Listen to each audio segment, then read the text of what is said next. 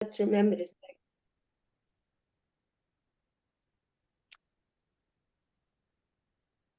Got it.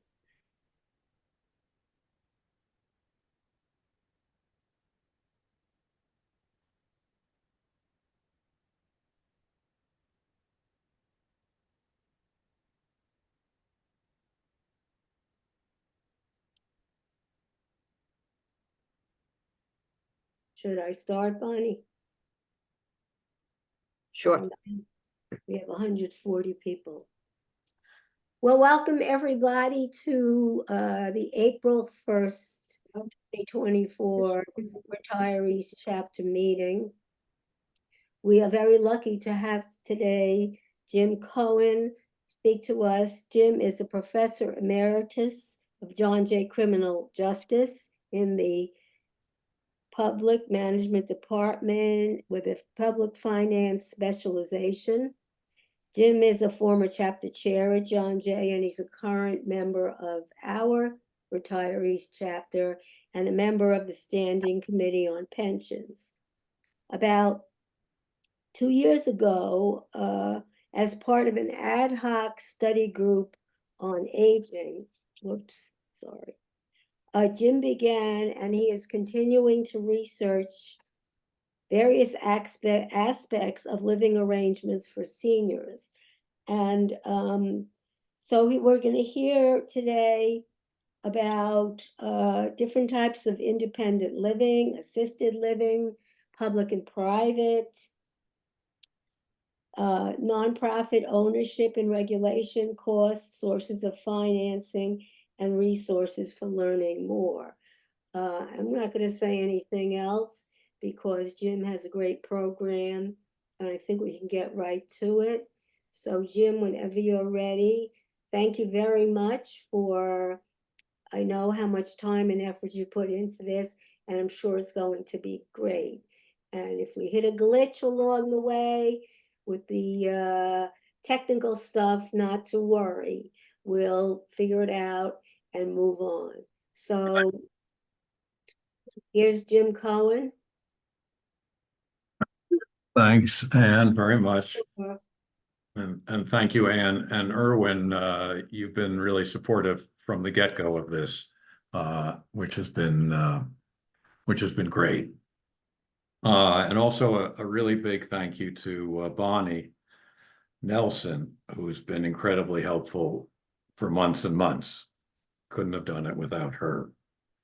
Then there are some other people I want to thank to start with. Anne mentioned the study group on aging that I'm part of.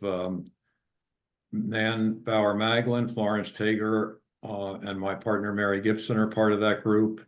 They're all PSC retirees. And June Jacobson, who's a family mediation and divorce specialist, training to be a death doula, is part of that group. Alan Feigenberg helped me get started and reoriented on PowerPoint.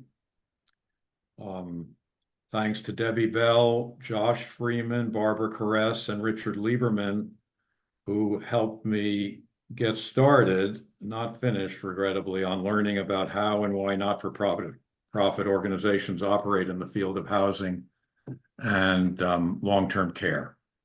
And thanks to all of you for showing up. So my first slide, I've got to go to share screen, Ava, correct? Yes, correct. Correct. And go to my PowerPoint presentation. How's that look? Okay. Great. And then So hit from the beginning. Oh, hit slideshow from beginning. Mm-hmm. Okay. Whoops, stupid. Now what happened? Damn it. Great. Now go backwards. Hit your back Oh, arrow okay. to go to the Okay. beginning. Okay, Yes. so Yeah. I've lost down the side, but I'll deal with it.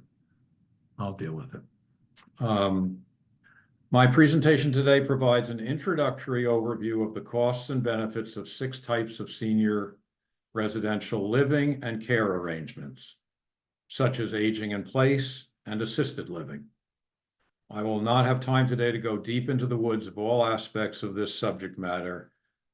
For example, how home care differs from home health care. But in the next week or so, I plan to put together a compendium of all the resources I've come across in this research. And the chapter will put up into its Google folder on its website that compendium, which will allow you to follow up and get into all those details on your own. I begin today with case studies in senior living choices. These are fictionalized composite portraits of people who are figuring out where and how to live in their older years. First, we have Bob and Marcia. They're in their late 70s, both retired, Bob from CUNY, Marcia from another university. They live in a co-op apartment in Manhattan worth over $1 million, and they have combined income of around $150,000 a year from their TIAA pensions and Social Security. Recently, Marcia began to develop some very early symptoms of dementia. Rather than hire aides to care for her at home, Bob and Marcia are planning to move into a continuing care retirement community, or CCRC, that is soon to be constructed on the grounds of the Hebrew Home in Riverdale, the Bronx. They will sell their co-op apartment, use the proceeds from that sale to pay an upfront entrance fee of a little over $1 million, and then they will use their pension and Social Security income to pay the approximately $10,000 a month maintenance fees at this retirement community. For that large investment, they will be guaranteed both housing and health care, if and when needed, for the rest of their lives. For example, if and when Marcia can't handle independent living anymore, she'll move into the assisted living and/or memory care facility on the campus, not far from Bob, and when necessary, she may have to move into the nursing facility. Bob, meanwhile, will stay in their original independent living apartment, and the same $10,000 a month maintenance fee will pay for both of them in their respective living and care arrangements. Next, we have Henry and Gloria. They're retired CUNY HEO staff, living in a co-op apartment in Queens. 2 grown children that also live in the city. Henry and Gloria are adamant that they want to live out their lives at home to what's called age in place. While Henry likes meeting new people, Gloria is more solitary and thinks she would be unhappy moving into a new retirement community. So their plan is to stay in their existing apartment until the end of their lives. They'll use the approximately $2 million in joint savings that they have, plus the income from their required minimum distributions, RMDs, and Social Security to pay for home care at home if and when that assistance is needed. They've already consulted a geriatric care management agency, which for an annual fee promises to find and supervise home care aids and services for them. The agency says that if one or both of them needs assistance with so-called activities of daily living, dressing, showering, toileting, etc., and/or more specialized assistance with medications, the agency will provide an aid for 8 hours a day, 5 days a week, 40 hours a week, at approximately $4,600 a month and $55,000 a year. If one of them needs 24/7's 365 home care, that'll cost them approximately $185,000 a year. And on top of this, they would have to pay, just as they always have, for rent, food, medical care, transportation, utilities, insurance, and so forth. Nonetheless, based on these projections, Henry and Gloria, both now 80, estimate they could afford to live at home into their mid-90s. If they were still alive at that point and ran out of sufficient income to pay for home care, they assume that their children would figure out what to do with them, which might involve relying on Medicaid and or moving in with their children. Similar to Henry and Gloria, Lisa and Karen wish to live out the rest of their lives as a gay Jim? couple at home. Jim? Yep. Are there slides that correspond to these case studies that we should be seeing? No, No, okay, just checking. no. The next That's okay. slide will be number 2, types of living and care arrangements. Okay, gotcha. So Lisa and Karen, they want to live at home for the rest of their lives. But unlike Henry and Gloria, they've taken additional steps to assure that their financial resources will be sufficient to make that possible, and to assure that they're not a financial burden on their relatives in old age. So they went to an estate planning attorney who has set up trusts that exclude much of their wealth from the limits that Medicaid sets to qualify for Medicaid benefits. So if and when one or both of them need expensive assisted living or expensive nursing care, Medicaid will pay for much of that care. And even better, because they live in New York, this state's liberal community Medicaid program will allow them to continue to live at home, cared for by Medicaid-approved aides, even if they need skilled nursing care at home. This wouldn't be the case, most likely, if they were on Medicaid outside of New York. I can't speak to all the states in the union, I'm afraid, but quite possibly someone without community Medicaid would be required to go into an assisted living facility where they had a shared room and shared bath.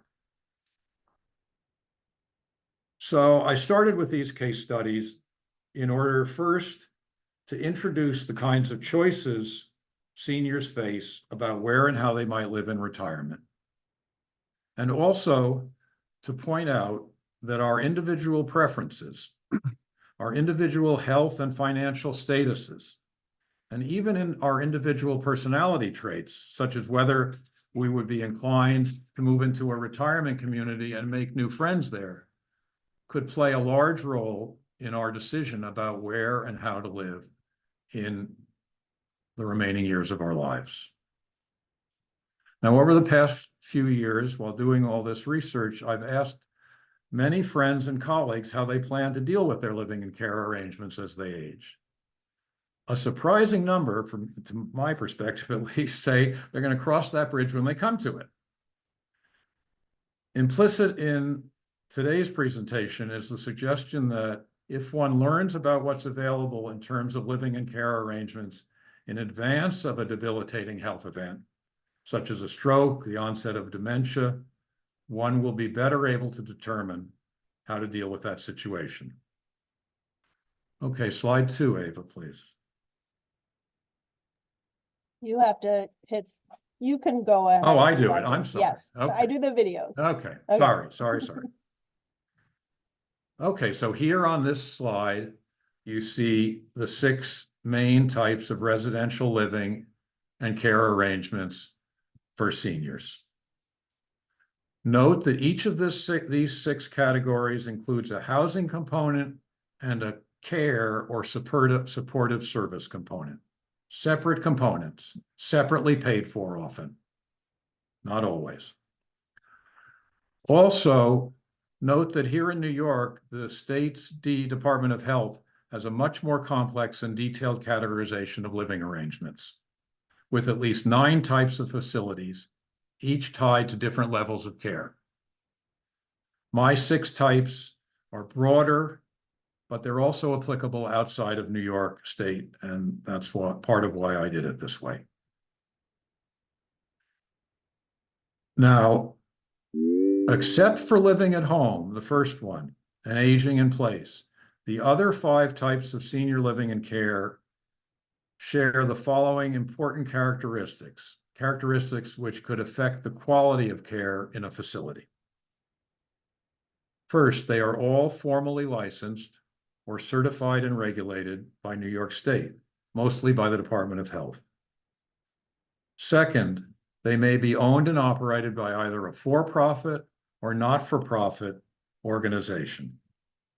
And those organizations may be secular or in some way, formally or informally, associated with a particular religion and or church bureaucracy. And finally, they almost all require submitting an application for admission, which could include a healthcare assessment. Do not assume space will necessarily be available in a facility when you want it. You may have to put your name on a waiting list. Now, here are some of the main characteristics of these 6 types of living arrangements. Living at home. It involves 3 possible arrangements. First, you try to live as long as possible in your apartment or house.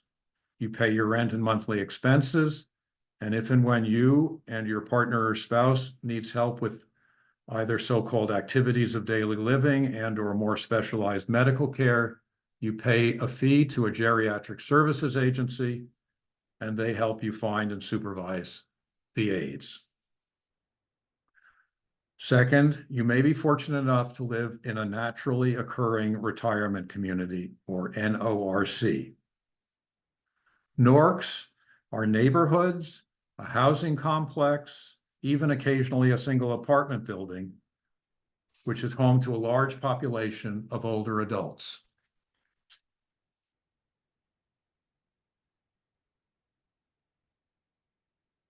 An organization, usually a social services agency, applies for public funds and then coordinates with residents, building managers, housing associations, and other community partners to provide health and social services to residents of these NORCs. There are 43 of them in the city and state.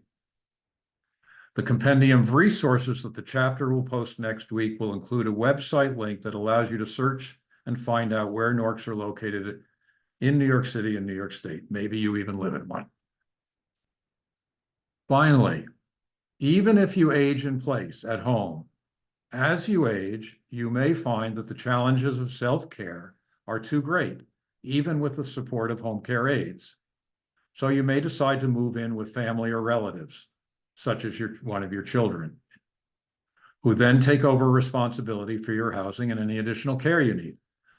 A significant percentage of seniors in this country end their lives living with relatives. Next, continuing care life plan communities, CCRCs. For a large upfront entrance fee and high monthly maintenance fees, as I pointed out for one of the case studies earlier, these places provide lifetime housing and all levels of care, cradle to grave, as it were. Moving into a CCRC, new residents escape many of the responsibilities that come with aging in place. The CCRC will have a dining room where you can eat some or all of your meals. They take care of all repairs and maintenance, provide all utilities, the internet, as well as providing many amenities, a fitness center, a pool, cultural activities, entertainment, college courses, and more. A few are directly affiliated with a university and call themselves university-based life plan communities. They all have assisted living, memory care, and nursing care. Slide 3. Ava, are you going to take over and show this? Yes. Give me a Thank second. you.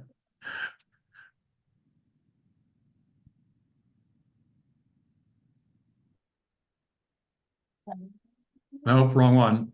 Yeah. There, you got it. Unlike any other, really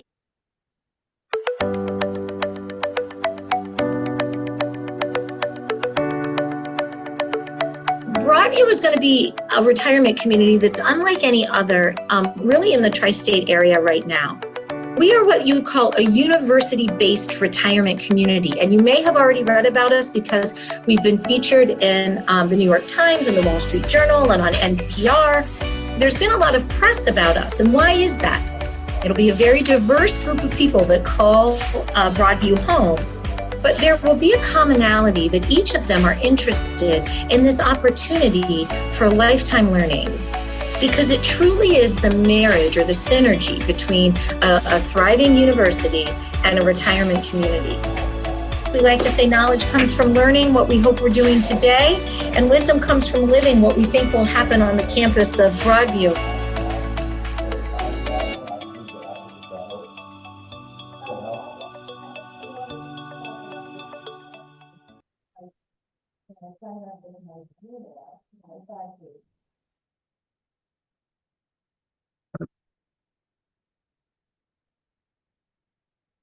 Okay, Ava, tell me what to do. Okay, go back to share screen.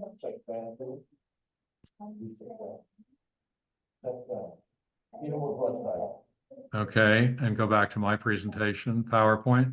Yeah. Okay, great. Okay, so, and now we're on to, I think there we slide are. 4. Next slide, senior. Do I have to hit slideshow again and then go from beginning? Nope, oh, damn it. Yeah, All that's right, fine. Now go to the next one. there we are, okay. So now we're on to senior residences. New York State calls these, quote, residential care facilities for the elderly, unquote, and includes 6 subcategories, such as adult homes, assisted living residences, enhanced assisted living residences, and others, each of which has a care component associated with it. As I said before, I find New York classification too complex, so I put assisted living and memory care as separate residential facilities, which they often are. So in this presentation, what I mean by quote unquote senior residences is facilities that are mostly at the independent living end of the spectrum. They're similar in some ways to CCRCs, but they have no upfront entrance fee, and their rent varies greatly depending on the kind of place they are. Some are luxury senior residences. Some are just more ordinary places. Almost all of them offer a range of apartments, from small studios to larger suites. The types, quantity, and quality of amenities provided by these residences can, but does not necessarily include 24-hour security, meals, housekeeping, and local transportation. It really varies greatly facility to facility. Some of them will make arrangements for residents to move when necessary from independent living in the residence to assisted living, memory care, and/or nursing care. Okay, Ava, now, oh wait, no, not yet. So I have an example. The name of it is River Walk at River Spring Living. River Spring Health Holding Corporation, RHHC, is a not-for-profit corporation affiliated with the Hebrew Home in Riverdale. RHHC operates an agency that employs home care aides. It also owns and operates senior residences and long-term care facilities for seniors. River Spring Living Corporation is currently raising funds to construct an 11-story, 260 apartment continuing care retirement community, CCRC, at the Hebrew Home campus. RHHC also owns and operates its own Medicare Advantage plan, BOO, and provides long-term care insurance. And it participates in Alzheimer's research. River Walk is the name of River Spring Living's senior residence on the Hebrew Home campus. This is different than the new CCRC called River's Edge that River Spring Living is planning to construct at the Hebrew Home. Residents of River Walk senior residents, who average 80 to 100 years in age, are put at the top of the waiting list for placement when needed in River Springs assisted living, memory care, or nursing care facilities, which are also located on that 32-acre campus of the Hebrew Home in Riverdale. Here's what a typical one-bedroom apartment in Riverwalk Senior Residence looks like. PowerPoint slide 4, Ava. Oh, well, you have your own links. You have your own links, right? Yeah, can you advance to PowerPoint slide 4? Oh, okay, you want me to play the video, okay. Yes, please. Wait,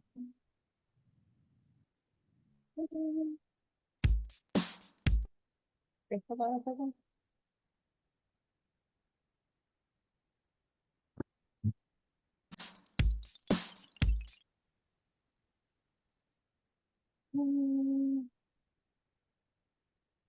There you are. Yeah. Welcome to Riverwalk Senior Living, a vibrant senior living community on the Hudson River. Riverwalk residents can have breakfast and dinner in a shared dining room and partake in numerous activities. Today we are going to look at 715, a one-bedroom, one-bathroom apartment with a spectacular view of the Hudson River. This renovated apartment has a fully equipped kitchen. The modern full bathroom features easy access to the shower. This is the bright bedroom, which has a window and a spacious closet. For your convenience, there's an emergency call system in each bedroom and bathroom that will summon an attendant 24 hours a day. And there's laundry service, housekeeping services, and local transportation. Residents can enjoy the outside patio gardens, the indoor heated pool, as well as putting greens, a fitness facility, a movie theater, and many other activity and entertainment options. For more information, please visit riverspringliving.org or call 833-42-RIVER. We hope you'll become a Riverwalk resident soon.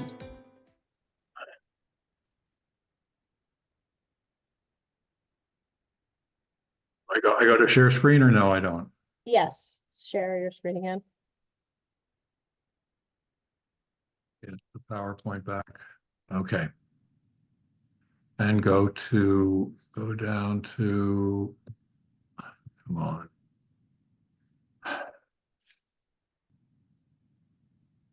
You can go from current slide. You can click the next, or you can scroll down to the slide you want on the left-hand side. Okay. Okay, we're still at senior residences because I have one little subcategory here of senior residences, which are affordable senior residences in New York City. The New York Foundation for Senior Citizens subsidizes 9 buildings that provide affordable housing for seniors who want to age in place.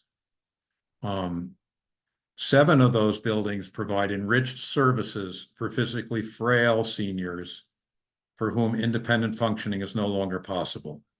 Services include assistance with meal preparation, shopping, housekeeping, and personal care. And I'll show you blah, blah, blah, blah, blah. First, I'm just going to go through. Okay, so here are all the different senior residences that I have some photos of to just give you a sense. There's one in Cresskill, New Jersey, provides both independent living and assisted living. Here's the dining room. There's the hallway your apartment would open onto. There's a bedroom. Is that your own furniture? Is that, already provided? I don't know. Here's Bethel Independent and Assisted Living in Ossining. Here's Alma Rangel Gardens, affordable senior housing in the Bronx. In East Harlem, 137th between Lenox and 5th. Here's the outdoor view of that place. I'll have information on New York Foundation for Senior Citizens supportive house, subsidized housing in the compendium of resources that I provide for the folder. Okay, next we have assisted living facilities, ALFs. ALFs range across a broad spectrum. Some involve mostly independent living, where staff check in on residents once or twice a day. Housekeeping and laundry services are taken care of, and residents may be able to get a meal in a dining room. More care-oriented ALFs provide 24-hour on-site monitoring, case management, 3 meals, plus support with activities of daily living. And in some instances, even with taking medications.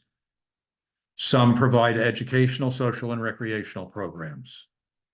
In most ALFs, private pay residents live in small apartments with private baths and possibly a kitchenette. New York's community Medicaid program will allow a person to pay rent for and possibly reside in a private apartment in an ALF. Otherwise, on Medicaid, you'll be in a shared room with shared bath. Now, here's a video, a little longer, about an ALF from the perspective of the employees working in one facility. Oops, let's see, it's down I'm gonna here. share it. I'm gonna share it. Okay, okay, there you go.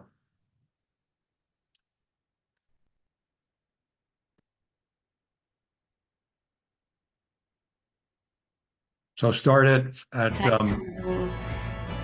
45 seconds, please. That's okay, right there is fine.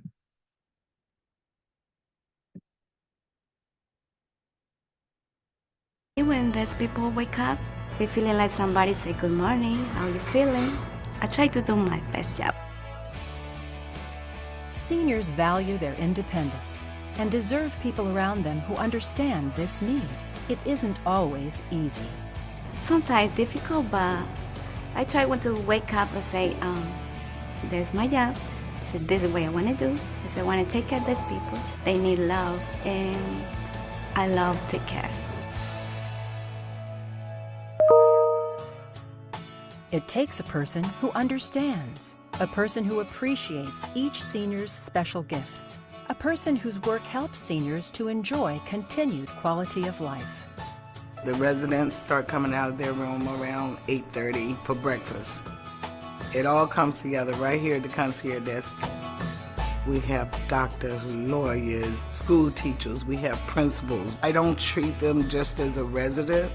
I treat them as someone that I know personally. If I get to know the family members, then I get to know the resident a lot better. These special people who provide daily loving care become heroes to seniors, to their families, to all of us.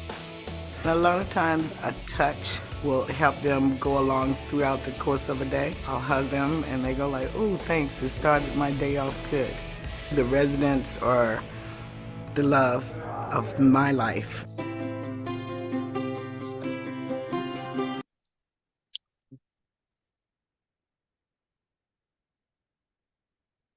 Okay. Share screen. Go back to here. Okay.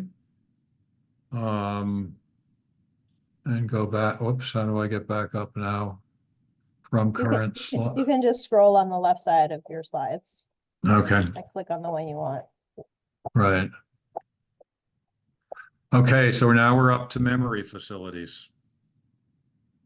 These can be standalone dedicated residences, or more likely a separate unit or floor within another type of residence, such as an assisted living facility.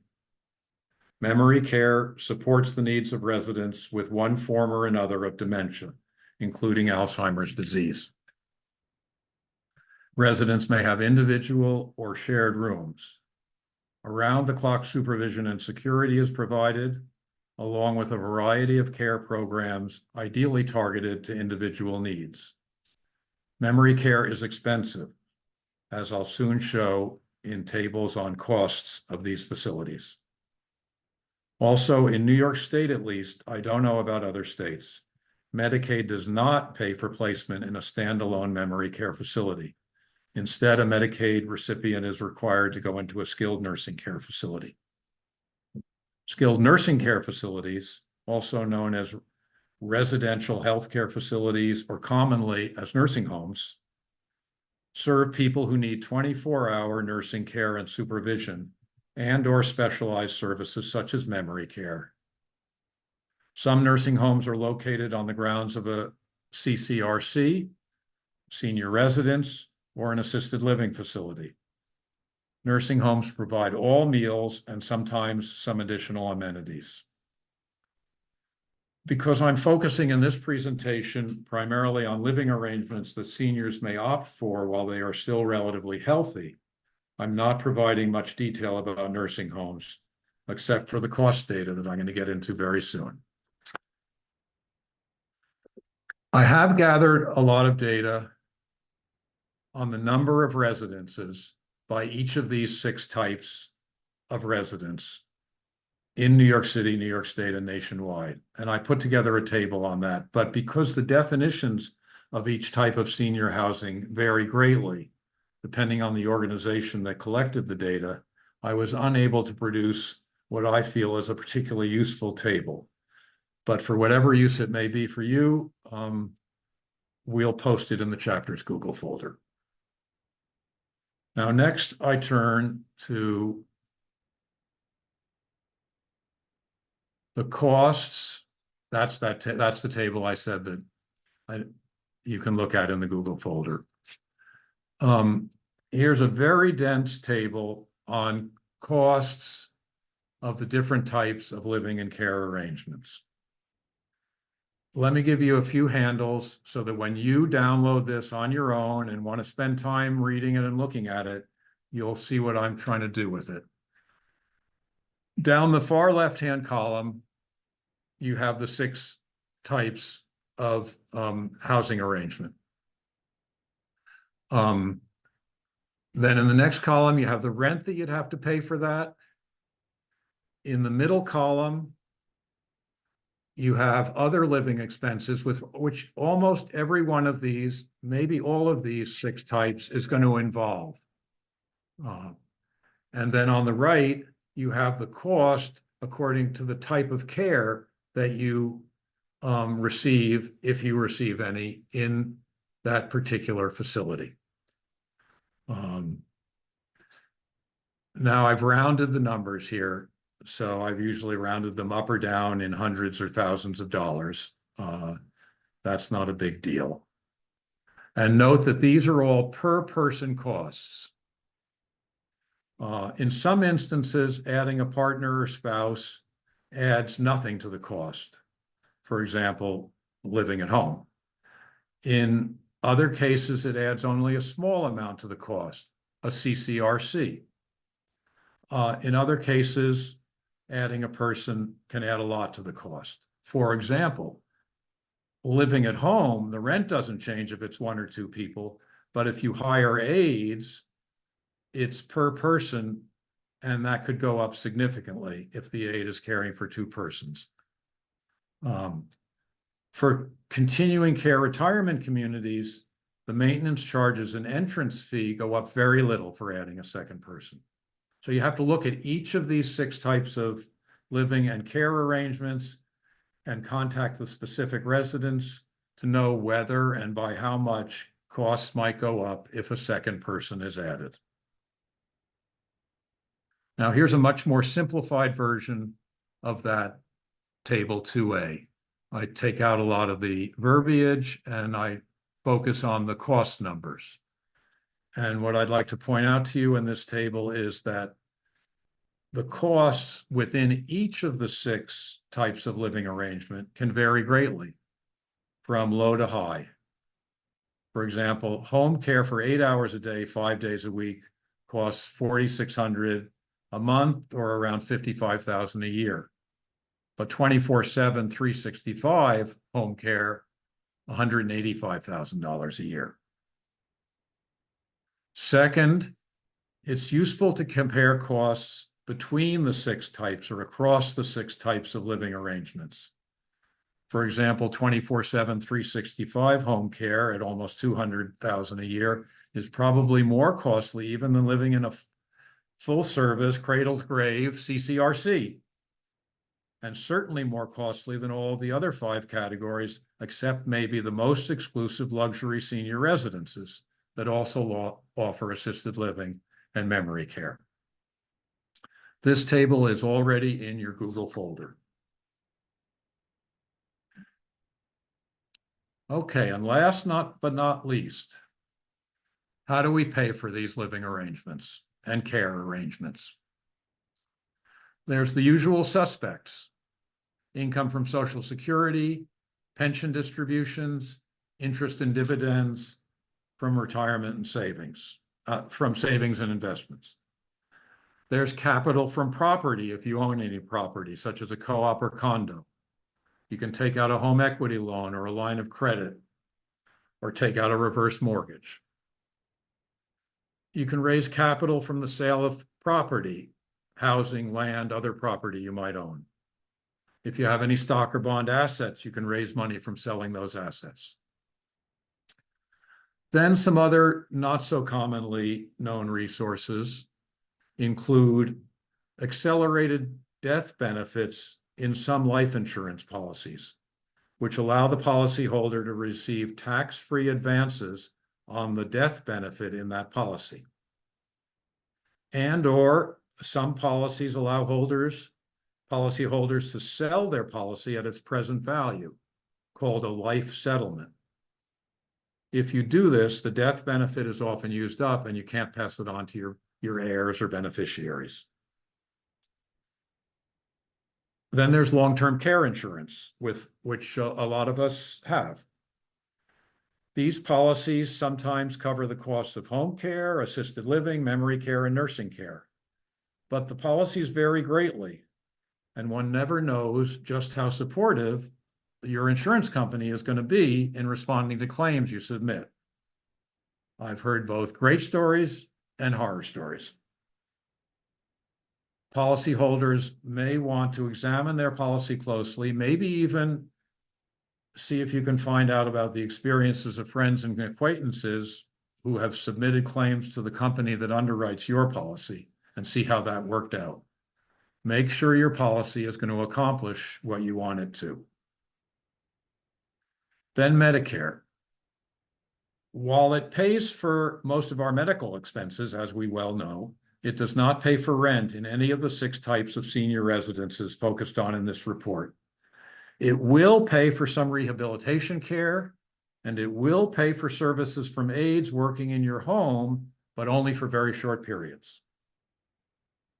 And finally, Medicaid. Very big and complex. Quickly, to qualify for Medicaid benefits, you have to fall below certain income and asset thresholds.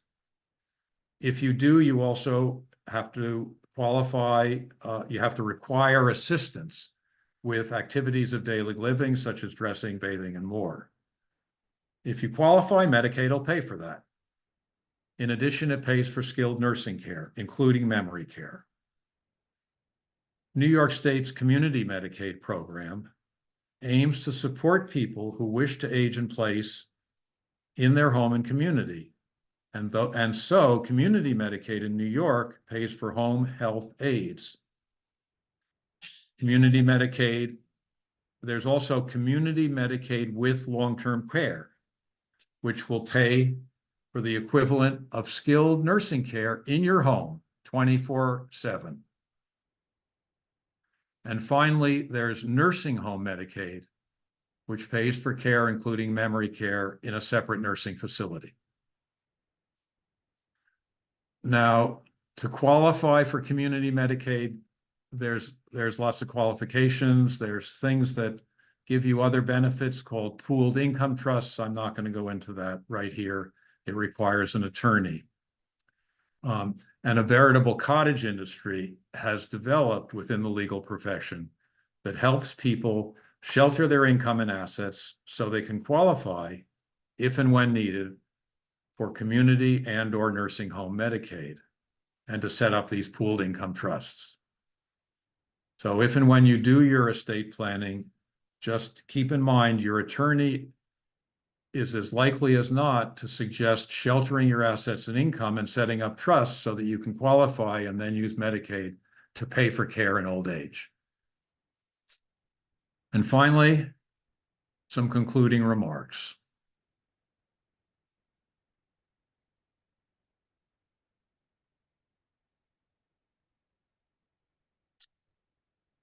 As I'm sure you know, the percentage of the US population over age 65 has been increasing.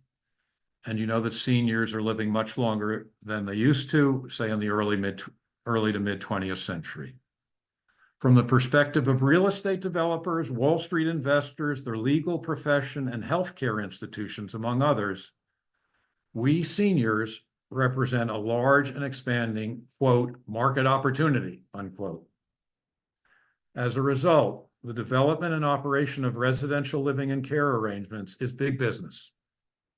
Hedge funds are buying nursing homes, even hospice facilities. Ugh. Not-for-profits such as River Spring Living in the Bronx are developing CCRCs, senior residences, assisted living facilities, and more.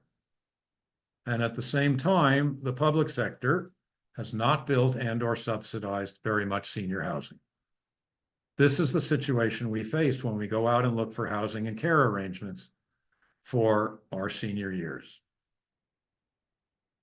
Finally, and regrettably, my presentation today leaves unanswered a very big question. Does it matter whether one chooses to live in a facility run by a not-for-profit or for-profit corporation? Is the quality of care better in one or the other? Is staffing better? Is pay for staff? Are staff unionized more likely in one than another? I tried to get some handle on this, but at this point, I don't want to say anything because it wouldn't be very well grounded. I need to do a whole lot more research, which I hope to do. And if any of you would be interested in joining me on that, I'd be interested. Maybe the chapter would even like to hear from us sometime in the future if we find something out about these very important matters. So that's it for my presentation. I look forward to hearing your questions. Thanks.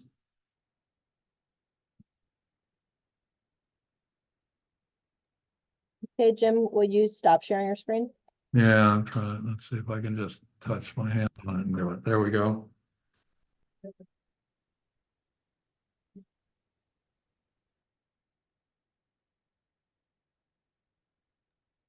And you're muted.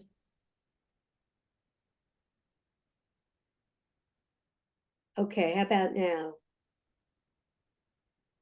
We can hear you. Fine Great. presentation, Jim, involving a lot of research and putting this all together for us. And I'm sure there are lots of questions and comments.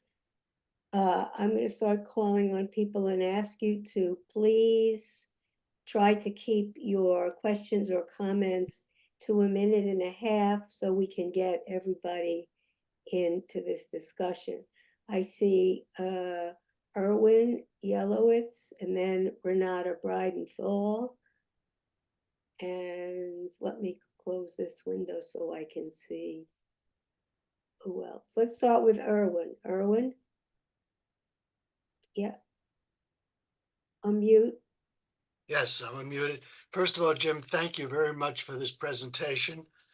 It's been a long time since we had one here in the retiree chapter, and I think you really laid out the terrain for us. And of course, there's more to say about all of these things. I'd just like to bring up two cautions that I know about from my own experience and have you react to them. One, in the CCRCs, you put up a lot of money up front. Do you get it back when you pass away, or do your heirs get it back? And what happens if the CCRC goes out of business, which I know happened to a big one in Westchester not too long ago. And the second caution, or which I'd like your comment about, is the question of moving inside a CCRC or from one type of facility to another. the question of accessibility. Will there be space when you need to make the move? For example, in my brother's case, he had to make the move and there was no space. And it led him to having to place his wife, who needed memory care, into a private facility, even though he was living in a CCRC, but there was no space. So the question is, how do we deal with some of these issues? Thanks again. And the first, Erwin, is can you get dollars back? Can you get money back? And you had a second component to that, I think. What was that? Yes, what happens if the facility goes broke, as has happened in a number of these CCRCs? CCRCs have generally three types of contracts. They're called Type A contract, Type B contract, Type C contract. Each one provides you with a different menu of costs and benefits and care arrangements. The Type A contract is the most expensive, and it provides you generally with the opportunity to get money back when you die, to pass it on to your heirs. You pay a larger upfront fee. I don't think you pay a larger maintenance, but you may pay a larger maintenance fee as well, but you definitely pay a larger upfront fee. What happens if the place goes broke? These are private, these are either not-for-profit or for-profit place corporations. They can go broke, and buyer beware. And they're big, complicated contracts that you're signing when you sign on to one of these places. You know, you look at it's like insurance companies. You got to look at the nature of the company, and you have to look at how well subscribed the place is. Is it only 70% subscribed? That's a problem. You know, you have to look at their operating income versus operating expenses. Are they covering their operating expenses easily with their operating income? And as with, I don't know, I think it's analogous maybe to a co-op board deciding whether to let somebody into their co-op. You want to know whether the people are going to pay. And the person going in, wants to know whether the co-op is going to stay solvent and not charge you a huge increase in your maintenance costs. As to moving within a CCRC, will there be space? No, you're right. I mean, you're right. And you have to look at that too. And you have to see what the numbers look like and decide whether this looks like the kind of place where you're very likely to have a space for you, and what they do if you don't have a space. And just one final thing, some of these provide that if you go broke for whatever reason during your time in this CCRC, that they have a benevolent fund that will take over paying your maintenance fees and keep you in place where you are and until you decease. I hope that answers it, Erwin. Thank you. Renata? You have to unmute, Renata.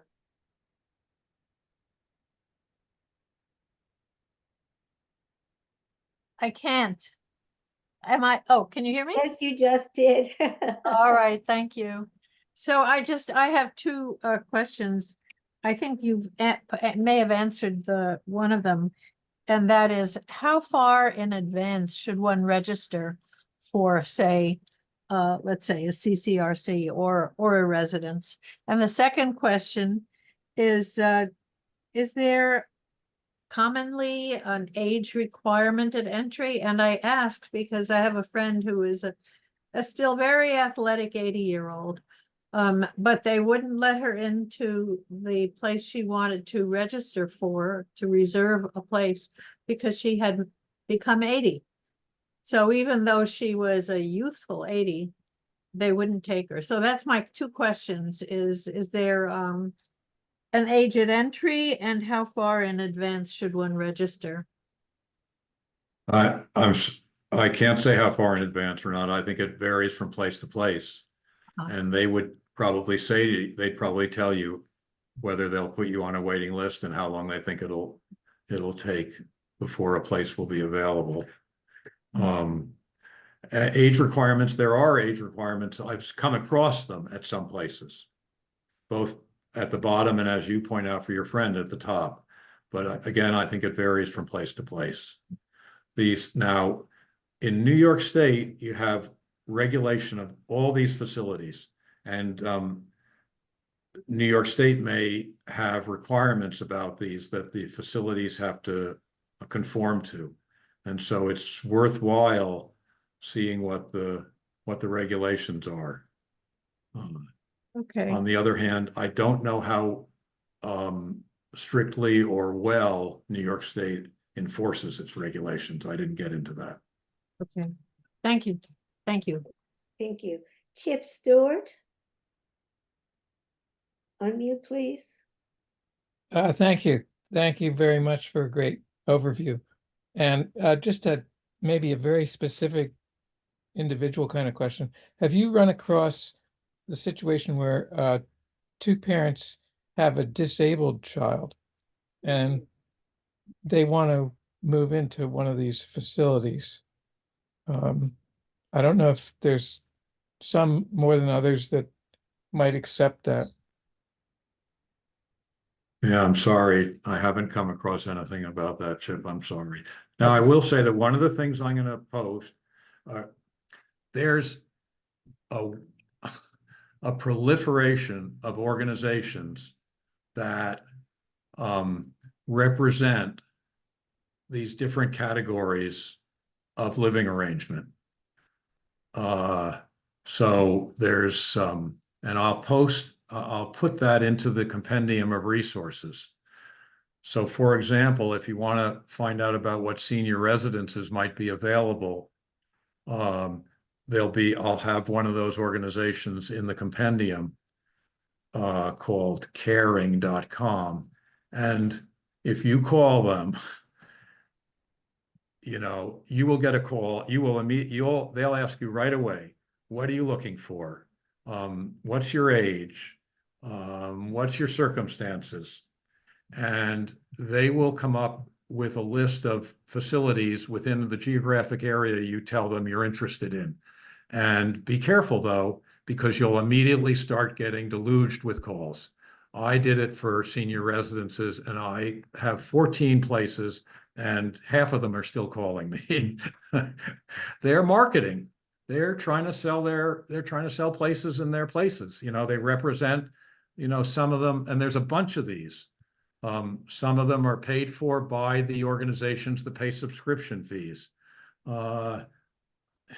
There are others that are making money themselves by selling services.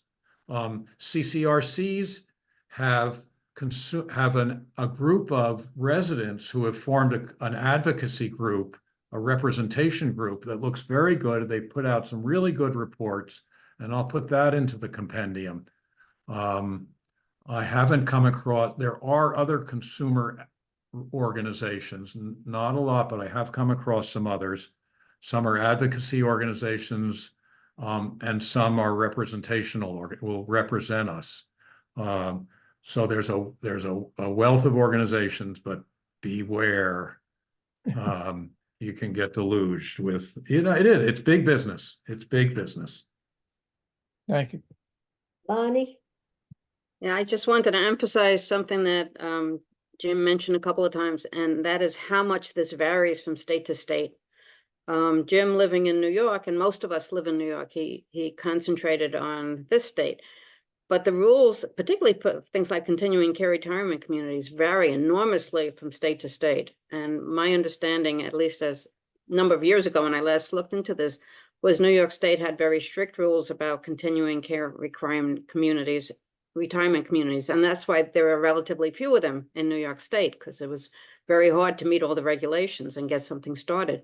whereas New Jersey has many more, and Florida, of course, you know, with all the huge age population, has an enormous number. But I don't know if they're as well regulated, or maybe the regulations are better. It's hard to know. So depending on where you live or where you want to live, you have to do your own research. It's a mess. Very reassuring, Bonnie. Thank you. Next is Barbara Backer. Barbara, can you? Okay, I am muted. Can you hear? Yes, Okay, we thanks. hear you. Okay, thanks, Jim. This is a wonderful presentation. I am living in an independent living situation, and there's just a couple things I'd like to say. It varies not just from state to state, as Bonnie said, but from areas in New York City. I'm living in Rochester, New York right now. I moved from New York City last June, primarily to be close to my son, who lives here. I think in this situation, age, I think the average age is maybe 80, but the director of the building here, it's up to her. I have a friend here who was 60 moving in. It depends, I think, how much the organization is in a bureaucracy and must do certain things, or if there's a certain leeway. The rent is significantly less, I think, the farther away you get from New York City. And I think one of the things that I found moving, I've been a New York City person all my life and a CUNY person most of my life.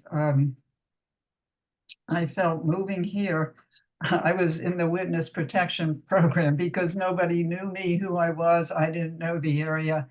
It takes a while to get used to if you're thinking of moving out of the city to another place, even within the state.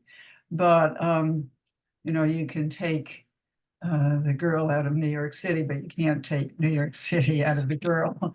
I miss the city, but it's okay here. It takes a while to get used to it. It's a nonprofit organization. There are many, it's like living in a private apartment building. There are some amenities, but your apartment is yours. You can do what you want, come and go, and it's a very free-willing place. So depending on what you want and what you need, I think you might want to look at places outside the city. Certainly for me, money was a factor. Thank you, Barbara. Dave Cuddlechuck? Unmute. You have to unmute, Dave. Okay. Yeah, you can hear me, I hope. Yes. Okay. And this was in the chat. When you were talking about Medicaid, you said that Medicaid provides home health care aides. And my father was on Medicare. He died in 1995, and he had 24 hours of care, even though he was not unusually disabled. He had Alzheimer's, or not physically disabled. But isn't it true that these aides in New York State serve patients only for 1 8-hour shift daily, which is what I saw in another relative who was Medicaid eligible and who has since died? As opposed to? In other words, if they provide aides, they only provide aides for 8-hour shift a day. And for people who are pretty badly disabled, that's you can't leave a relative at home 16 hours a day. But I just wondered if I'm correct in this, that it's only an 8-hour shift, which is wonderful if there's somebody else around. But I don't want to make myself out to be an expert by any stretch, Dave, on Medicaid and even on community Medicaid in New York. I read that community at Medicaid would provide 24/7 home care, including skilled nursing care. Now, I could be wrong on that. and maybe somebody else in the audience will know. I'm sorry, I can't. No, that's okay. Thank you. Even the fact that we had a relative, another relative who since died, who was on Medicaid, and she could not get more than 8 hours. But let me thank you for saying also what you maybe not sure of, and I can check it too. And another thing I want to say is, apropos resources, there are these geriatric care agencies that some of which are they really know this inside and out. Yeah. And they would probably give you a consult. It might cost, but it might not. And even if it cost, it wouldn't be very much. Right. And they just know this world inside and out. Thank you very much. And thank you for your talk. You're welcome. Debbie Bell.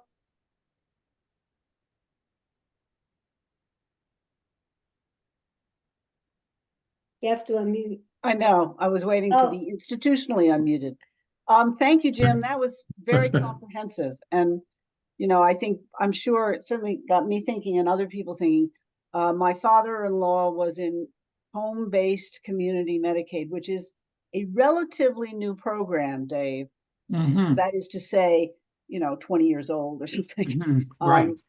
And it does permit, I mean, you have to go through a lot of hoops, which is why many people, A, don't know about it, B, can't take advantage of it. But this is on Jim's list. He mentioned that this is available for those who want to stay in their homes. And I would follow up on his point about these geriatric organizations who are experts in this area. And maybe, Jim, as part of the compendium, maybe not by next week, but sometime in the future, that compendium can include a list of those organizations. My husband did the legal type work necessary to, you have to work through social services. It's complicated to get this in place, but for people who really want to stay at home, it's a valuable resource for New York State. Not all states have it, but I would just encourage perhaps Jim to include a list of these organizations in the compendium when you can. Thank you, Debbie. I see Barbara Becker. Barbara Backer's hand is up again. But before I call on her, is there anybody else who has a question or comment? All right, Barbara. Yeah, in answer to the person's question on Medicaid aids, I have a friend in New York City who was on Medicaid 24/7, and he did have Medicaid aids. They worked 8-hour shifts, and then another aide came in to work 8 hours, and then another aide. So he was covered 24/7, but it wasn't by the same aide. The problem that he ran into was that the Medicaid aides were not allowed to give medications. And he was living alone, and he was not able to take his own medications. So he had to go to a nursing home, unfortunately. He wanted to stay at home, but without the medications, it was not possible to have the restrictions on those aides were that no medications. So I don't know if that's across the board, but and in regard to the consultation services, they are available. I don't know in the city anymore. I'm a registered nurse, but they had a $450 consultation fee initially. Now, that was a while ago, so I don't know what it is now. Thank you. Okay, Marcia Newfield.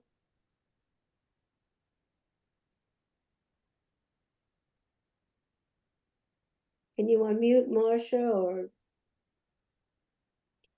Yeah. Okay, I'm muted. I just want to thank you. It's totally depressing,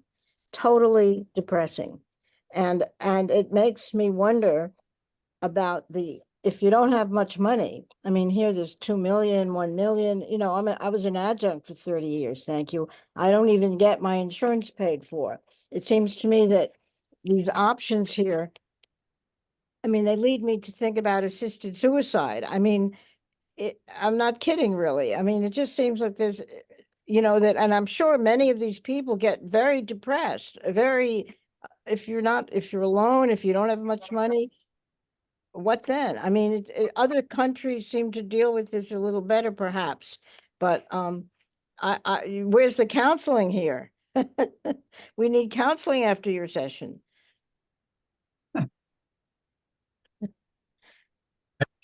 You know, I agree, Marcia. I find it depressing myself, and I don't know. And you know, I don't think that's an inappropriate or whatever irrelevant comment on you when you talk about medical aid and dying. I think that's a very important consideration, and I know this study group that I'm part of, we're looking at that. We're looking at what's going on in other states in this area and in other countries. And, you know, obviously this is a very personal kind of thing, but it doesn't seem to me, it seems to me that that's part of the mix of factors that one may want to think about in all of this. Okay, we'll take two more people, first Nancy Romer and then Stephanie McGregor. And then I think we'll move the agenda. Hi, Nancy. Hi, Jim, and thank you so much. Hi, retirees. We're lucky to be here and to be retired and to have what we have. But two questions. You know, one is in your study group, it might be another great service to provide the information about what assisted suicide or medical aid in dying. For me, it's really important that I don't, end my life utilizing a ridiculous amount of resources for, a very short period of time. Everyone has to make their own decisions and, the timelines for all of this. So, but I think that's a really important part of this conversation. So thank you in advance for taking on any of that information. And then the other is, given the increased number of older folks around, are there any bills out there or laws that we might look forward to, or efforts that we might look forward to support the increased housing for older adults?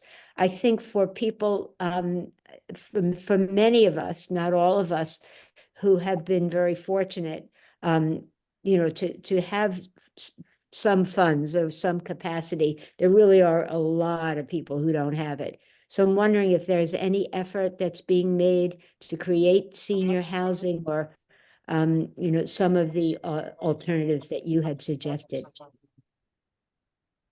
bet there is, but I'm afraid I don't know the names of specific places. The New York Foundation for Senior Citizens that does the subsidized housing might be a place to start.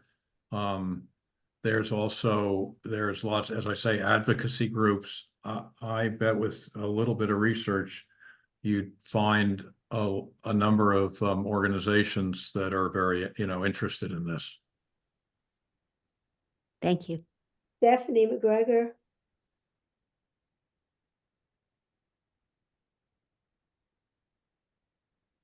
Stephanie, I don't see your face. You have to unmute.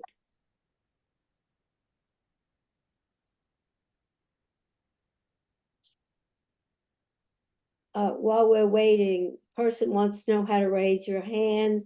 Look at the very bottom. Okay, can you hear me now? Is this Stephanie? Yes. Yes, we hear you. Great. Thank you very much, Jim, for the presentation. I'm hoping that when you provide the compendium that you're able to direct us to resources for, legitimate, upstanding organizations outside of New York, specifically New York State, specifically North Carolina, and New Jersey. Because some of us have already relocated and are thinking about unrelocating, and New Jersey is the second choice. And in this political climate, I have no idea where to turn. Yep, I will. Thank I you. will. Bonnie, before you say what you want to say, I want to ask, where are we going to find the compendium? People are, Well, I where, can answer that. you can answer that. My question for you. Jim is going to provide a document, and that is going, and I'm going to try and put that up on our shared Google Drive, Google folder that that this chapter has, and make that available through a link similar to the ones I've been posting in the chat. So hopefully that, and I will announce it in a forthcoming email blast when it's ready. Okay, so Okay. link will be in the, all right. Now, what what I we- wanted to say was the New York Health Act. Someone asked about what, is there any legislation we should be supporting? Yes, we should. Those of us in New York should be supporting the New York Health Act, which does take care of long-term care. So it would pay for aides in our home. The stuff that Medicaid pays for now, we would not have to spend down our assets to get that sort of care. That's all built into the New York Health Act. And once we get rid of the insurance companies and their administrative costs, there's enough money to pay for long-term care that we would need. So, yeah, support that. Support the New York Health Act. Okay. Somebody asked, or a couple people asked Jim if you could make the PowerPoint available to us as well.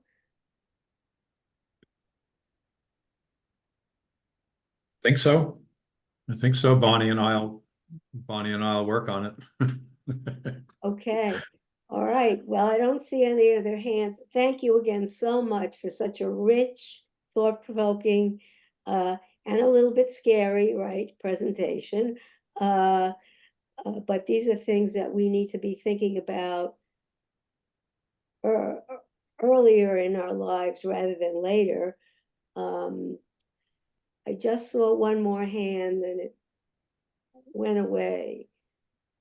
Anna Zantella, you'll be the last question. A very relevant last question.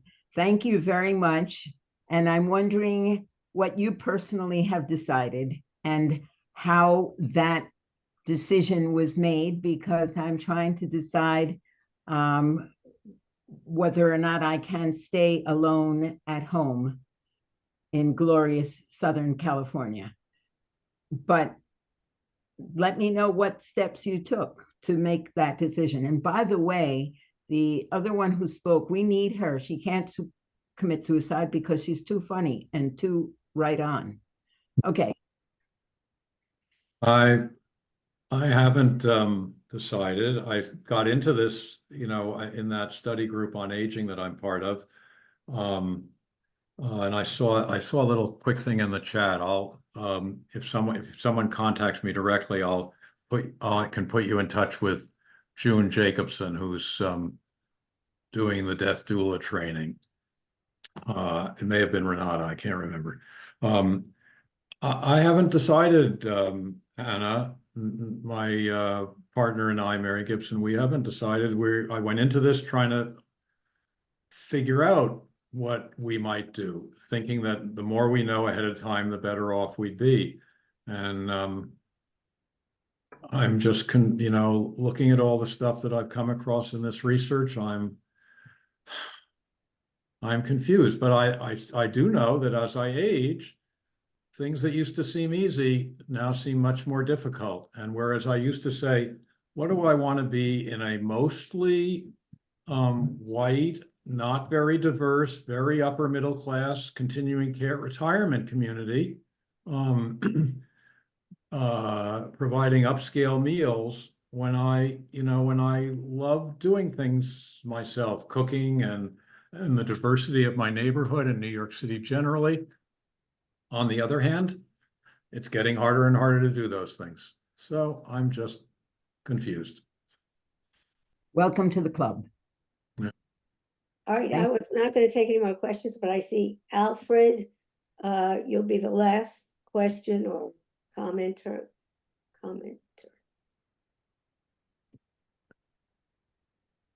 Alfred, you have to unmute.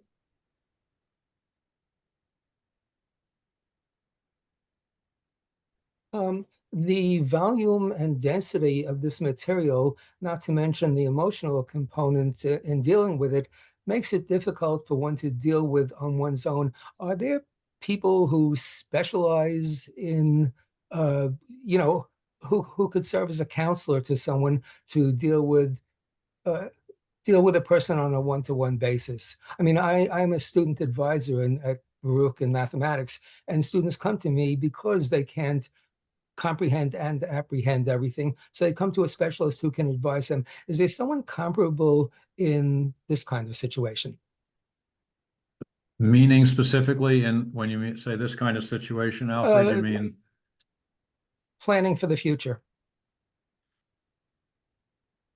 as we get older.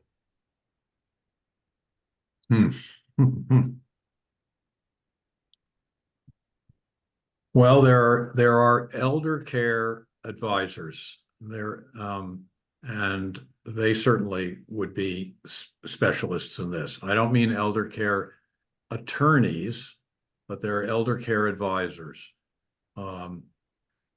Maybe even an elder care attorney, but if you found a particularly good one who wasn't just out to make some thousands of dollars designing trusts, but the other. And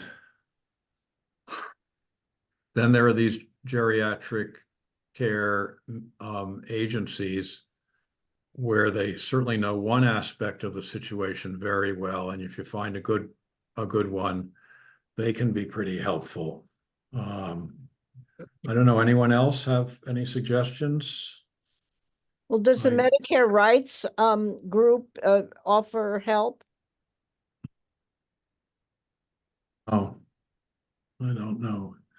There certainly are, advocacy organizations on behalf of seniors.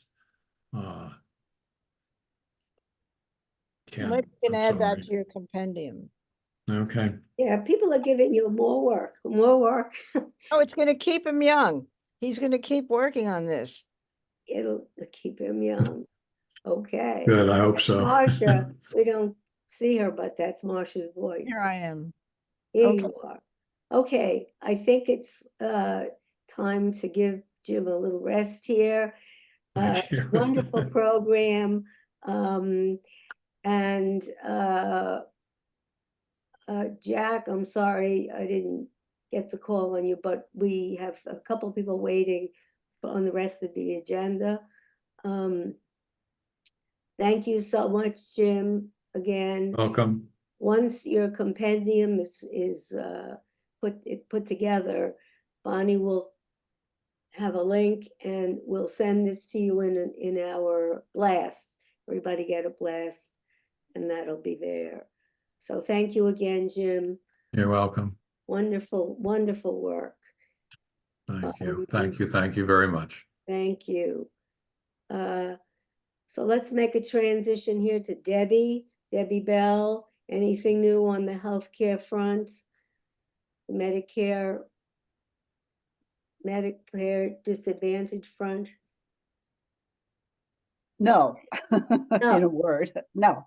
There's nothing new on the court cases. There were oral arguments 10 days ago. But in terms of decisions or even a sense of when decisions are likely to emerge, the answer is no. And I'll keep the chapter informed. I would also, in response to the earlier question, social workers can be elder care advisors, and maybe I'll work with Jim and try to figure out if inside the National Association of Social Work, there's a subset of social workers who work on this stuff, and we can put that in the compendium. Great. And also, just for those retirees who are interested in the status of the replacement plan for GHI Empire Blue Cross, the comprehensive benefit plan, which covers active employees and pre-65 retirees. There's no news on that either, but I expect within the month, the discussions between the city and the Municipal Labor Committee will conclude something and come out with a proposal. And as soon as that happens, I will let the chapter know about that as well. As will the union, I assume. Thank you. Okay. We have a comment from people asking a few things. Can we get the chat after the meeting? Write to us at retirees@pscmail.com. We're trying to save the chat, right? Bonnie and Diane and I am. It's pscmail.org, not .com. Retirees@pscmail.org. Usually you can save the chat. I guess we didn't do something right for this particular meeting, and I think we are able to save it. I'm one of the administrators and I hit save, so I'm assuming it's saved. It's saved, but people should be able to save it themselves if they're not administrators. But maybe she didn't set it up at the beginning the right way. Right. Okay. I see a hand, Ken Erickson. Just a brief comment on the Medicare Advantage matter and the court cases. The association, and I don't remember its exact name, the Association of New York Retirees or something like that, has had a drop in the regular funding it had been getting. I have been contributing to it along. I think we all should. It's been brought up before at our retirees meetings, and I know the PSC has been resistant or reluctant to take a stance as an organization in supporting them. So I just want to put in a good word among us. They can, I'm assuming most of you get emails from them, or if not, ask your friends, and many of your friends will get them from them. And their emails contain a variety of ways one can contribute, including Zelle, which is the way I've been contributing to it. So that's just a word of endorsement of that organization. Okay, thank you very much. Michael Foley, are you here? Has something to talk to us about in terms of the welfare fund. Mike, I saw him earlier.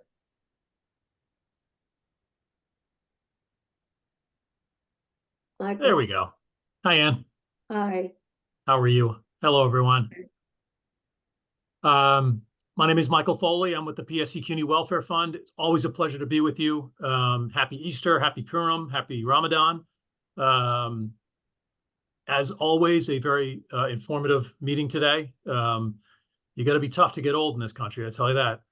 I'm here to talk about some good news. The Welfare Fund, as of today, is switching our hearing aid providers to a new company called True Hearing. I mentioned this is good news because we made this change because it saves our members money on the highest end of the hearing aid. So the most sensitive hearing aids are going to cost you less out-of-pocket money, and in many cases, zero cost.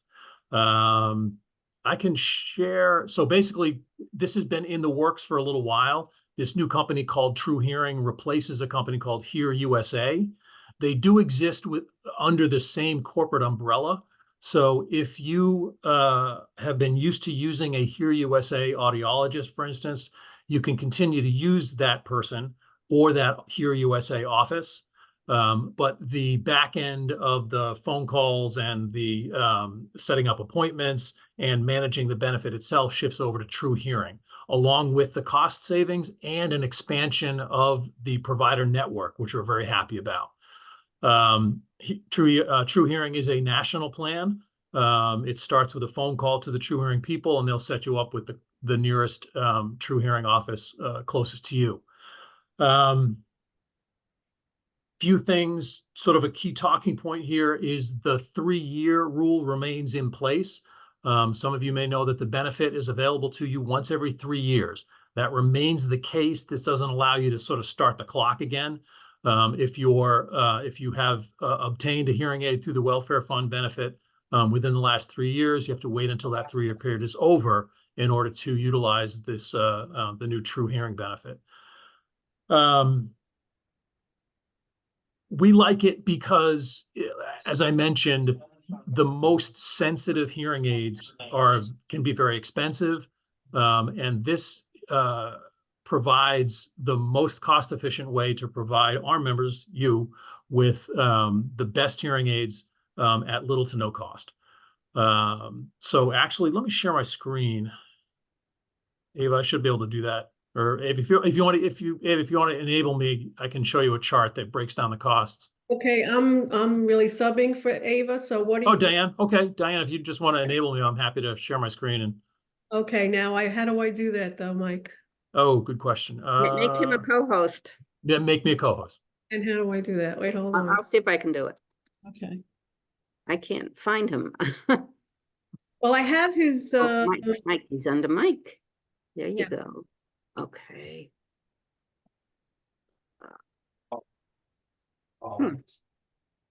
I don't think I have got it. co-host. I got it. Good. Try that, Okay, Mike. go That- ahead. Okay. There we go.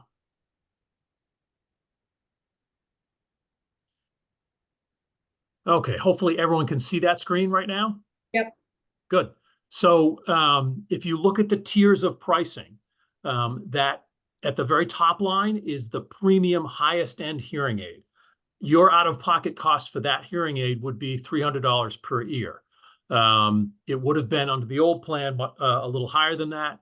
But the second line, advanced, and then standard, basic, and then value. The advanced tier used to have an out-of-pocket cost. Now it's $0. But if you go down to the two entries at the bottom, True Hearing Premium and True Hearing Advanced, that's in essence the True Hearing house brand.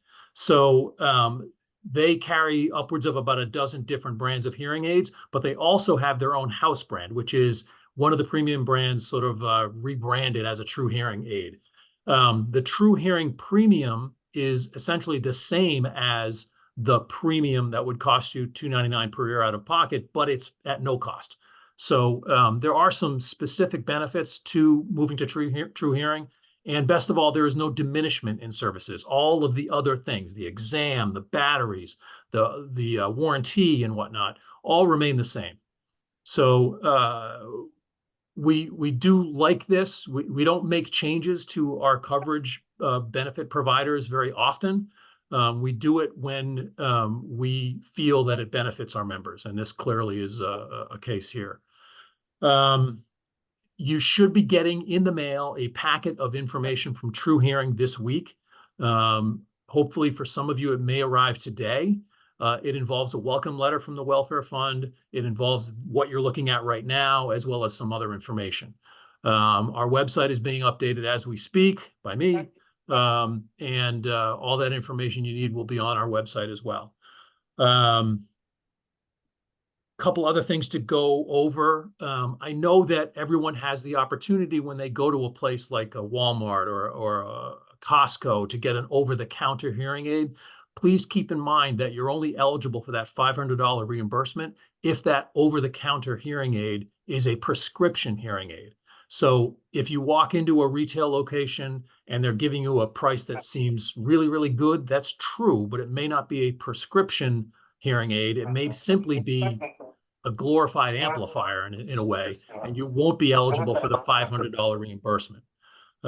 So we would urge everyone to take a look at True Hearing, evaluate if it works well for you, and use the benefit if you can. We do believe that you'll experience a very positive result. As noted here, the $1,500 per year benefit stays in place. There's really a lot to like about this. I think everyone will be satisfied with it. Any concerns or questions? Evelyn.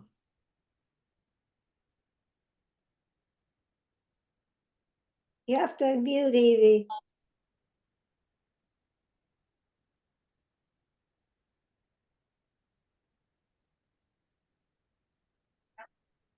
Can we help her, Diane? Okay. There we go. Hi, Evelyn. My question doesn't involve hearing aid. I have a broader question about the welfare fund. That's fine. Finish. I'd like to raise my question then. Let's tackle it. I'm sure some other folks will probably be happy to hear it. Oh, so I can raise my question now. Please. I'm interested in the finances of the welfare fund. Does the fund issue for PSC retirees an income statement as well as a statement of expenditures and indicate how much of its money, if at all, they get from the MLC? Evelyn, that's an excellent question. Was not expecting it, but I can certainly address it. We do publish our financial documents. You'll be getting them in our upcoming benefit bulletin on page 2. It includes all the various, as a nonprofit organization, we must disclose our financial documents. You're welcome to see those at any time. We can send them to you individually if you'd like, or you can wait until the benefit bulletin comes out with the financial disclosures. The Municipal Labor Council, the welfare fund is a negotiated benefit through CUNY and the PSC. I don't believe the MLC has any involvement with the welfare fund funding, so to speak. Thank you. Amy Burkhoff? Thank you. Hi, Thank you. Amy. Thanks. My question is about hearing aids. Okay. And I was going to make an appointment with my Hear USA audiologist this week because one of the microphones seems to not be working. Do I have to do something before I make an appointment with her through? Yes. So as of today, so the switch from Hear USA to True Hearing starts today. So Amy, if you've got a pen and paper handy, I can give you the new phone number for True Hearing, and you'll call that number directly. And they will set, and you can tell the representative, when you call this phone number, what's nice about this number is you get right through to a rep, an actual live person. So you'll explain to that person that you're a PSC CUNY Welfare Fund retiree, and you'd like to take advantage of the new True Hearing benefit, as well as setting up an appointment. So the phone number for True Hearing is 877 877 653 653 8967. 8967. Thank you. Right. So as of today, you'll be calling that number and explain to them that you have an existing audiologist at a Hear USA office. They should be able to take care of you making an appointment at that existing office. Thank you. Great. You're welcome. Thank you. Bonnie? Yes, I have a question about the vision benefit. Yeah. We've been using Davis Vision, but I just learned that my my excellent optician no longer takes Davis Vision. And he says it's because he's had very bad experience with them. They don't do a good job of providing the glasses, and then he can't get anybody on the phone to make corrections, and he's finally thrown up his hands. And I've heard this from a few people. How often do you review your providers, and what would cause you to make changes? Sure, Bonnie. I'm sorry to hear about that experience. We review our benefit providers frequently. We just recently relaunched the Advisory Council, which is members on each of our campuses to collect information from active employees about their experiences with our providers. I'm always interested to hear about retirees' experiences with our providers. Bonnie, I will go to our leadership and tell them that this is what you're experiencing. We do occasionally get complaints about Davis Vision. It happens. And we'll certainly look into it. Thank you. Thank you. Okay. Thank you very much, Michael. Yeah, Diane? I think Diane had a quick question. Yeah, I just see it now. Diane.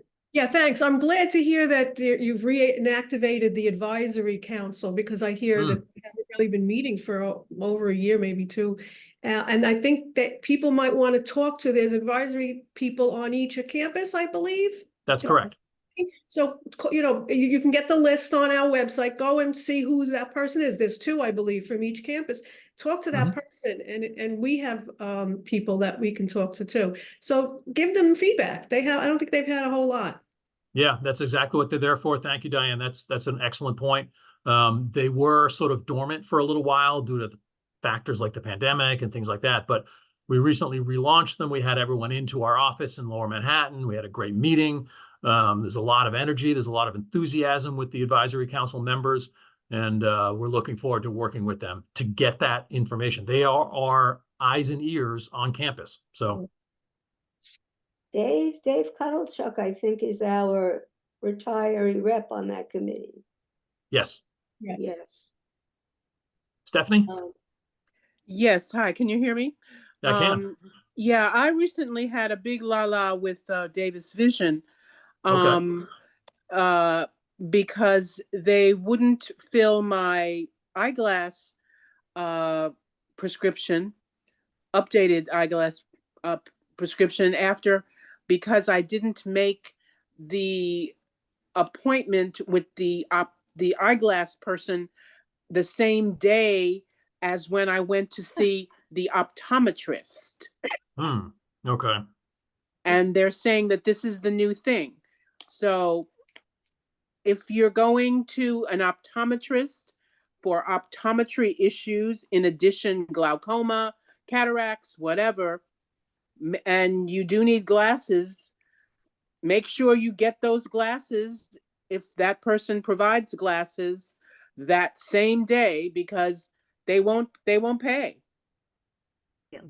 Thank you, Stephanie. I'll note your experience. I think what you're probably running into is the bureaucratic snafu of the one time per calendar year issue. In other words, we are always on the lookout for our providers sort of not being as customer friendly as we would like. And when they do things like that, when they do things like, well, you didn't get your frames and lenses on the same day, so that counts as you'll have to wait 1 year, that kind of thing. We hate to hear that kind of thing, Stephanie. So I will note your experience and bring it up with my colleagues. Okay. Myra, then Elise Newman. Myra. Yeah. Hi, Myra. Hi, just a quick question. For the first time ever with dental coverage from Guardian, they have refused to cover crowns that were put in after all sorts of stuff, with multiple appeals from the dentist, with multiple documentation. So Guardian doesn't pay a lot anyway, but my bill was $20,000 and they're paying nothing. And they said, denied, denied, denied. It's like a prior authorization, which has never happened before with Guardian. Is there anything you can do? I was put in touch when I called your office with someone named Anna Rodriguez, and she asked for endless documentation that's been going back and forth. I've already spoken to Guardian. Okay. Myra, I'm sorry to hear that. If you filed the appeal, we'll work with you on that appeal. I will chat with Anna later on today and get a status update. And if you just want to contact us again towards the end of the day or tomorrow, I can hopefully get you an update. She contacted me back. I mean, she hasn't contacted me back. She's going to look at the 10 things I sent in with all the information. Okay. So thank you Yeah, very much. it can be overwhelming at times and frustrating, but it never happened before. It suddenly reminded me of all the fights about now medical care and prior authorization. Of course. Never happened. Thank you. We will work with you on that appeal. Thank you. Thank you. Elise Newman.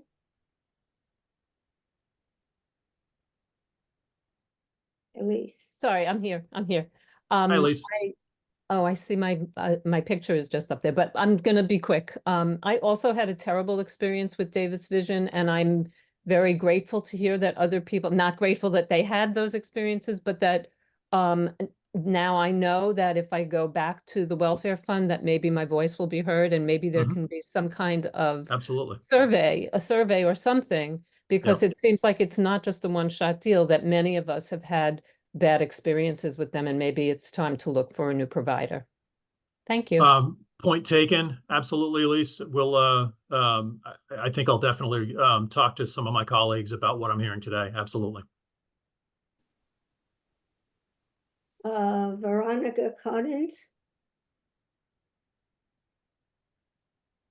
Dave, I'll call on you next.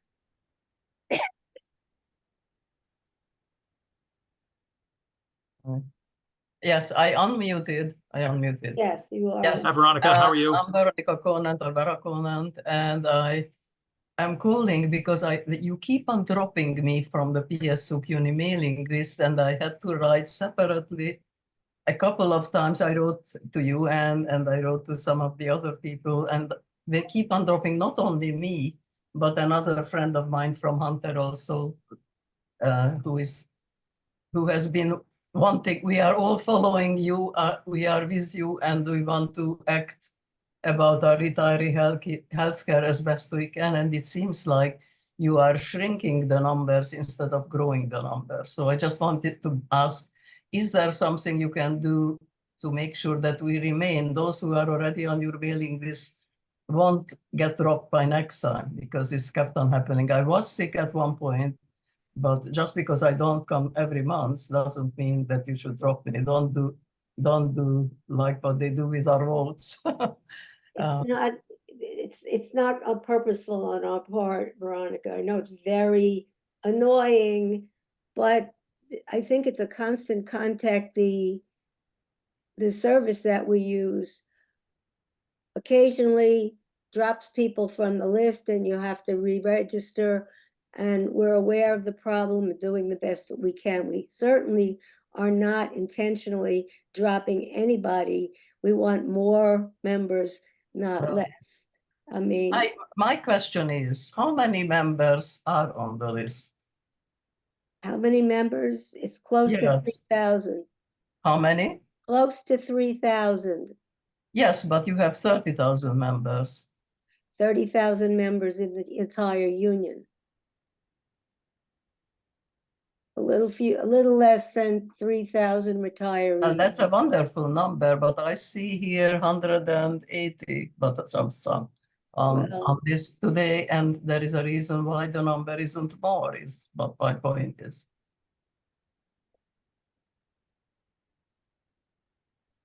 Well, we're doing our best. I appreciate what you do, and thank you. And these are wonderful programs.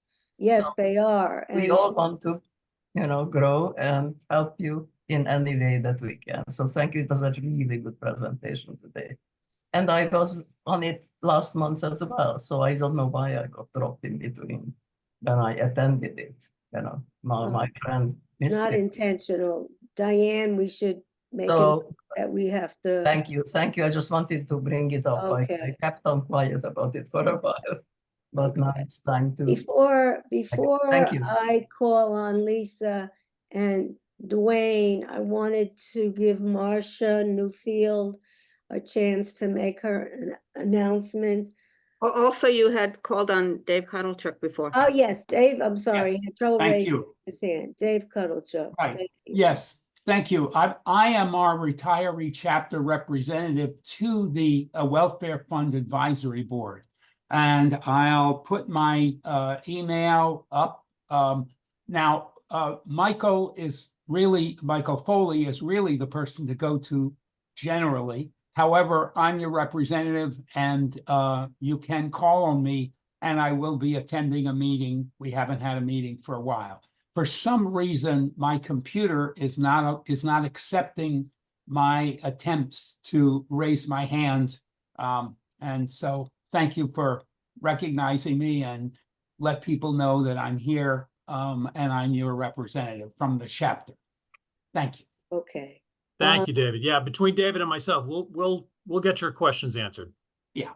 Mike, can you stop sharing your, I think. Oh, you- yeah. Of course. Okay, then we have Lisa, then Dwayne Tannenbaum, and then. Did you want to have Marcia go and make Oh, her? right, Marcia. Can you make the announcement about this new group? Yes, okay, can you hear me? Yeah, we have you. Okay, so Alan Fagenberg who's an architect, emeritus at City College. He has proffered the thought of having a group of people voluntarily forming a small group to talk about art. At some, and so if you would be informal, we would decide on what we're talking about, or not talk, or look, or whatever. He's interested in running such a group. So if you're interested in that, you should email him at A. Feigenberg, Feigenberg @gmail.com. I don't see the Maybe you can chat. put that in, you can put that in the chat perhaps? Yeah, but I don't see the chat on my screen, which Right. is, hold on, let me look again. I'm trying to get the chat up, but anyway, so, it would be, we would work out what we're talking about or looking at. Alan is a talented photographer as well as architect, and,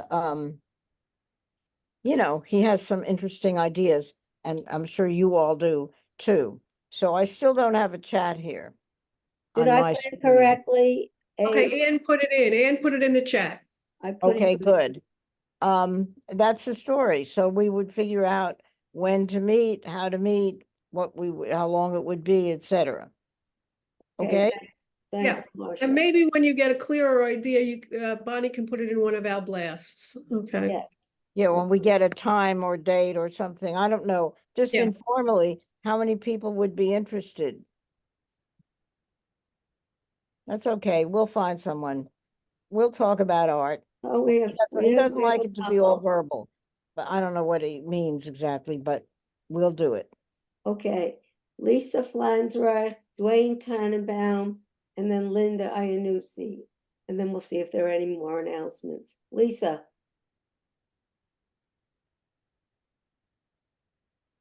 Lisa? All right, let's go to Dwayne. Dwayne, you have to unmute. Yeah. Just a Dwayne. question or clarification on the chart that Mike Foley had up before. That Yes. said price per aid. So I assume that's just, those prices were just for one hearing aid for one ear. And since usually one needs two hearing aids, one for Yes. each ear, That's correct. actual Yeah. prices would be double. So the premium. That's would- correct.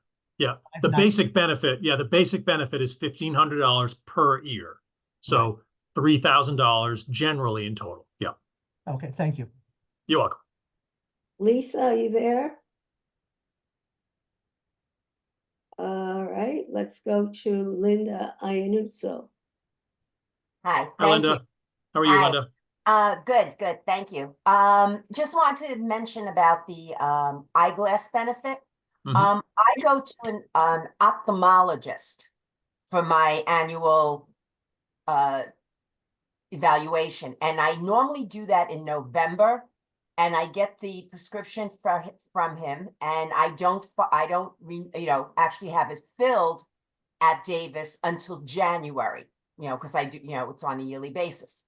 Mhm. And the little Davis place that I go to has just been absolutely a pleasure.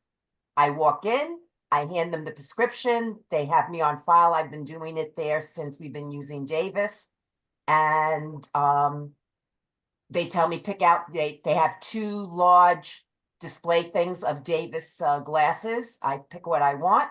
And within 10 days, 2 weeks tops, I have my glasses. It's been great. So I thank you for that.